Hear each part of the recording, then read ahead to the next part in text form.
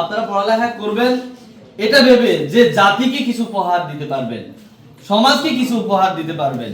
কারণ আজকে আমরা পড়ালেখা যারা করি, পড়ালেখা করতে শেষে অনেকে ভাবি দেশে একটু চাকরি করলাম, অথবা প্রাইমারি স্কুলে একটা চাকরি করলাম, অথবা দেশে যারা সর্বোচ্চ পড়ালেখা করে, যারা বিসিএস ক্যাডার হয়ে দেশে একজন পুলিশ অফিসার হলাম, একজন ম্যাজিস্ট্রেট হলাম। আমরা কি এমন ভাবে পড়ালেখা করতে পারি না যে দেশে আমরা কিছু সৃষ্টি করব, আমরা এই দেশে একটা কিছু সৃষ্টি করব, দেশে থেকে আমরা দেশের চাকরি করে, জনগণের চাকরি করে বেতন না নিয়ে আমরা নিজেরাই কিছু সৃষ্টি করে আমরা দেশকে উপহার দেব।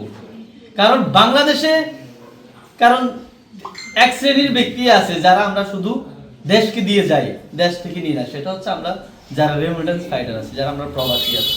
আমরা প্রবাসীরাই শুধু দেশেই দিয়ে যাই। কারণ বাংলাদেশ বর্তমানে বাংলাদেশের 60% যে বাংলাদেশ অর্থনৈতিক যে সাপোর্ট সেটা আমরা প্রবাসীরা দিয়ে থাকি। কারণ পৃথিবীতে একটা মাত্র দেশ যেটা প্রবাসীদের উপর নির্ভর করে, সেটা হচ্ছে বাংলাদেশ। কারণ বাংলাদেশের প্রবাসীরা যদি না থাকে তাহলে বাংলাদেশের এক বছর, বেশি না এক বছর না, এক মাসও যদি টাকা না পাঠায় বাংলাদেশের অর্থনৈতিক চাকা ভেঙে পড়বে। তো সেই